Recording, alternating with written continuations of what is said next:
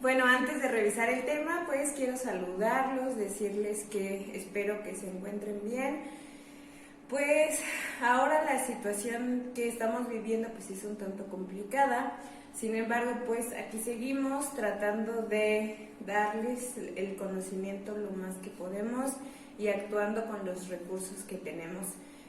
Pues yo quiero decirles de mi parte que pues extraño estar con ustedes.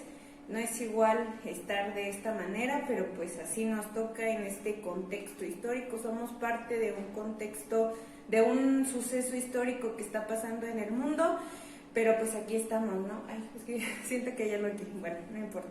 Pero pues somos parte de este proceso, ¿no? Que está pasando y que nos tocó vivir, ¿no? Y pues a como dé lugar, pues lo vamos a tratar de sacar. Y pues con toda la actitud, chicos, como siempre les he dicho en las clases, lo que importa siempre es las ganas que tenemos de hacer las cosas y de pues de seguir y salir adelante, ¿no? Vamos a sacar estos temas lo más que se pueda, ¿no?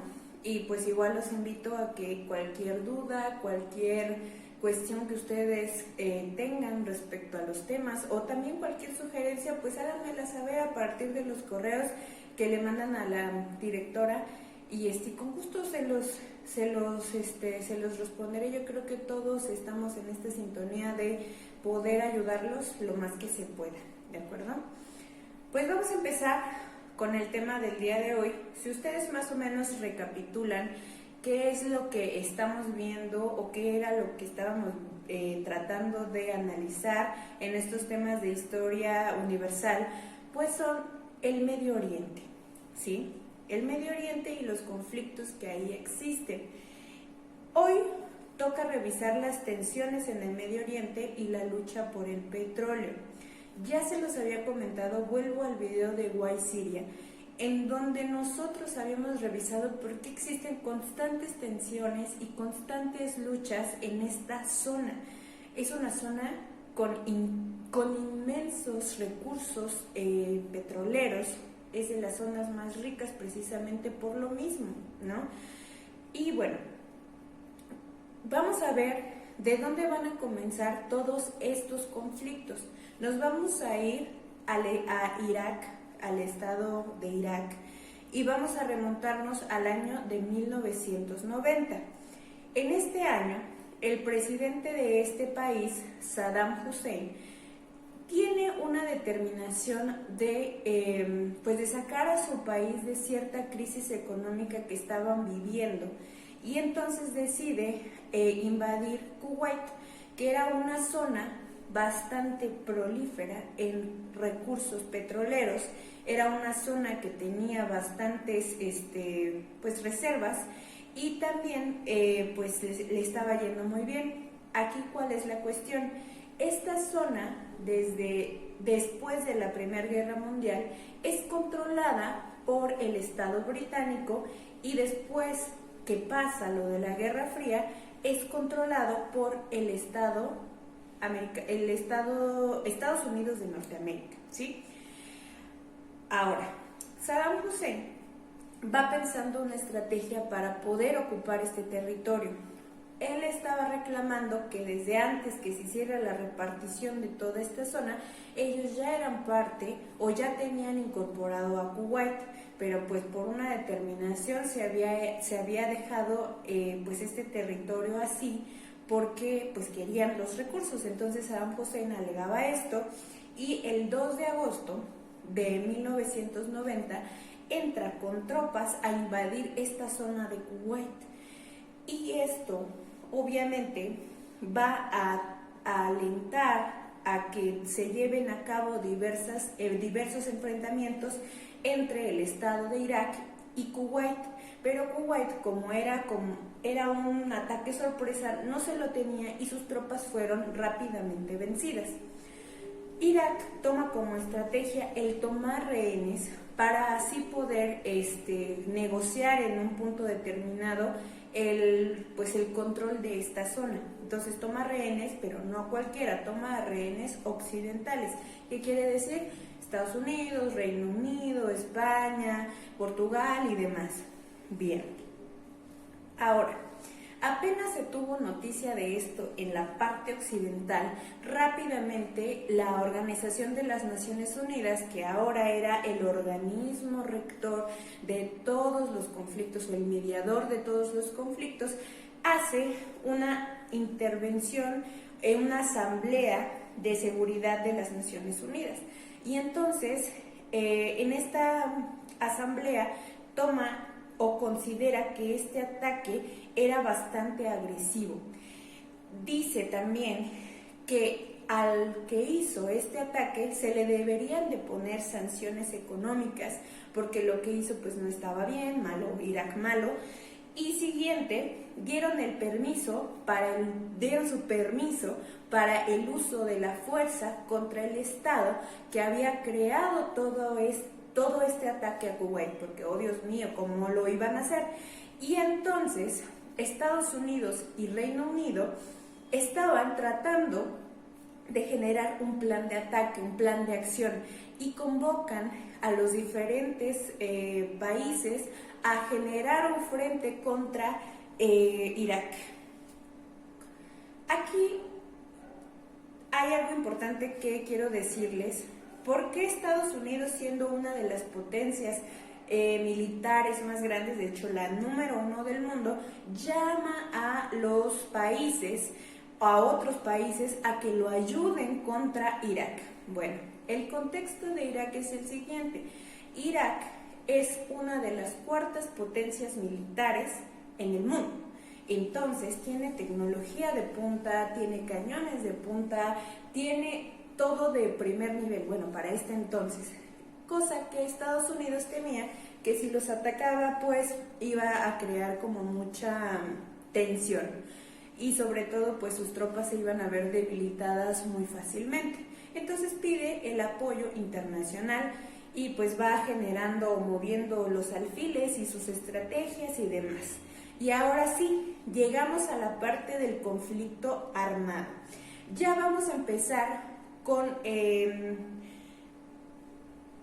todo este conflicto que se va a generar a partir de la invasión de Irak a Kuwait. Cuando empieza ya este conflicto armado se le va a conocer como la Guerra del Golfo. Esta Guerra del Golfo empieza en enero de 1991, liderado por Estados Unidos de América. ¿Cuáles son los países que son más representativos y que van a apoyar a esta potencia económica y social y demás? Van a ser Argentina, Arabia Saudita, Reino Unido, Australia, Bangladesh, España, Italia, Portugal, Polonia, Marruecos y Siria, ¿sí? Y bueno, entonces empiezan con la llamada Operación del Desierto. Así se le llamaron a los ataques que hicieron estos países en esta zona.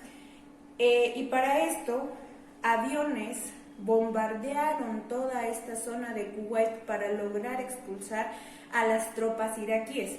Este, como dato curioso les digo, fue el primer ataque de aviones que se televisó en el mundo, ¿sí? ¿Por qué se tenía que televisar? Porque se tenía que justificar el ataque o la invasión a este territorio, ¿no? Y cómo Estados Unidos iba a justificar la guerra. Entonces fue televisada por primera vez. De hecho, si ustedes buscan Guerra del Golfo, van a aparecer muchos noticieros en donde hay ataques que genera Estados Unidos y también que va a generar el Estado de Irak. Entonces es importante, tal vez si ustedes quieren buscar videos, los pueden ver, ¿no? Está televisado toda esta Guerra del Golfo fue televisada. Y bueno, entonces estos estados ya lograron, al final de cuentas, pues eran mayoría y sus ejércitos ya estaban apoyados por Estados Unidos y las tropas estaban entrenadas, muchas de ellas por Estados Unidos, y logran en menos de un mes sacar a Irak de Kuwait. Pero las cosas no quedaron así. Vamos a la parte de la posguerra. ¿Qué pasa en la posguerra? El conflicto no cesó. Esta zona seguía en tensión constante. Tras el conflicto del Golfo Pérsico, la ONU determinó que Irak debía de sancionarse fuertemente, y entonces se le hizo un severo embargo y esto ocasionó pues crisis económica y social en su país. Estados Unidos no se quedó contento, seguía atacando la zona y demás, sobre todo porque pues quería encontrar al responsable, que era Saddam Hussein. Y entonces dentro de todo esto empieza a hacer una campaña de desprestigio, sí vamos a llamarlo así, de desprestigio de esta zona, y también para justificar la guerra que se estaba llevando en este lugar, que no solo atacaba a grupos militares, sino también a civiles, ¿sí? Para esto, en esta guerra de desprestigio, Estados Unidos va a poner como en los diarios, a un determinado eje del mal. Este eje del mal va a ser una alianza, una supuesta alianza que va a generar Irak, Corea del Norte, Irán con Al-Qaeda. Que Al-Qaeda, si se acuerdan del video otra vez de White Syria, Al-Qaeda era un grupo yihadista con entrenamiento militar, era un grupo paramilitar, es decir, tenía entrenamiento militar y estaba de cierto modo controlado por el gobierno. Entonces, este eje del mal, Al-Qaeda, Corea del Norte, Irak e Irán, pues estaban como en la lista negra y todos los veían mal, porque pues era el eje del mal, ¿no? Entonces en esto empiezan a haber más ataques, Estados Unidos no se queda contento, no se queda tranquilo, sigue buscando a Saddam Hussein, pero vámonos ahora al lado occidental, pues tampoco las personas o los gobernantes de este territorio pues iban a quedar tranquilos, y es así como empieza como una ida y vuelta de ataques terroristas, que son, pues sí, son ataques a la población, son ataques a civiles, ¿no? En puntos muy estratégicos. Entonces, sobre todo se dan en España y Portugal y Reino Unido. Ahora, la cosa no se iba a quedar en Europa, se trasladó al principal promotor de la guerra del Golfo, que fue Estados Unidos de Norteamérica, y es así que el 11 de septiembre del 2001 se da el ataque a las Torres Gemelas, en donde dos aviones chocan con estas torres para así totalmente destruirlas. Esto es como hasta simbólico, chicos, porque estas torres eran las más altas del mundo, ¿no? Que hasta cierto punto demostraban el poderío y el alcance que tenía Estados Unidos, pues sí, en todo el control que tenía, ¿no?, del mundo. Y por eso tal vez los terroristas decidieron atacar a estas torres, pero pues ustedes pueden decir, bueno, torres, ¿eso qué? Pues eran oficinas de gente que estaba trabajando en ese entonces, y también pues hay videos al respecto en donde gente pues va saliendo como puede, pero pues como son torres enormes, pues mucha gente no pudo escapar, ¿no? Y murió muchísima gente. Para ello, pues esto va a mover todas las estructuras, pues sí, gubernamentales de Estados Unidos, pues porque fue algo que les dolió mucho, ¿no? Y a partir de esto van a comenzar más y más y más la campaña pues de buscar al responsable, que era al líder de Al-Qaeda, Osama Bin Laden, y al otro que estaba dentro del eje del mal, que era Saddam Hussein. Para esto van generando más ataques como en vuelta a lo que habían hecho en el 11S, hasta que logran encontrar a Saddam Hussein, el cual es enjuiciado en noviembre del 2005 y es condenado a la muerte por la horca. Y bueno, ¿sí se dice así? Sí, fue condenado a la horca. Y es decir, a ser colgado, ¿no? Que es la pena máxima que hay en estos países. Y es así que en diciembre del 2006 logran pues quitar enjuiciar y llevar a cabo el juicio a Saddam Hussein. Entonces Estados Unidos pues no se queda tranquilo, tiene que encontrar a Osama Bin Laden, y para esto sigue generando más y más ataques en la zona, pero pues ya como que la comunidad internacional ya no estaba como tan tranquila con lo que estaba haciendo Estados Unidos, al grado de decir, bueno, pues ya mira, nosotros ya nos vamos a deslindar de esto. Sí, en un punto decidimos apoyarte con el Tratado del Atlántico Norte, con la OTAN, pero nosotros ya hasta aquí marcamos nuestra línea, ¿no? Y es así como Estados Unidos empieza a perder popularidad y también hegemonía. O sea, esta guerra también le costó poder a Estados Unidos. Para ello, ya en noviembre del 2011 logran capturar a Osama Bin Laden y pues es enjuiciado y es condenado de la misma manera que Saddam Hussein.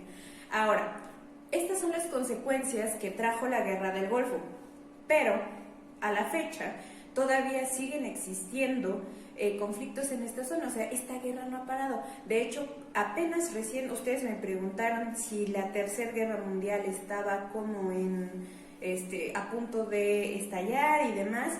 ¿Se acuerdan del eje del mal? Está Irán, ¿no? Irán fue al estado al que atacó Estados Unidos y Irán fue a la que como que le trajo la reversa, pero esto es un conflicto que ya viene desde mucho tiempo antes, es decir, desde 1990. Entonces, si ustedes pueden darse cuenta, este conflicto aún no ha acabado, o sea, sigue en pie, sigue estando, y de hecho las consecuencias más graves, no, para mí sí son territoriales, pero también ha sido en cuestión de la cuestión de cómo vemos a las personas de este territorio. La campaña de desprestigio que hicieron fue tan grande que ahora se toma a las personas de este territorio como terroristas, ¿no? E incluso hasta hay videos en donde dejan la mochila y demás y la gente huye y todo eso, ¿no? Entonces son costos sociales, son costos de imagen, costos de discriminación, y pues hasta la fecha estos países no se han quedado tranquilos. Hay golpes de Estado, hay cambios territoriales, como lo fue Palestina, que ya al grado de que ya no existe.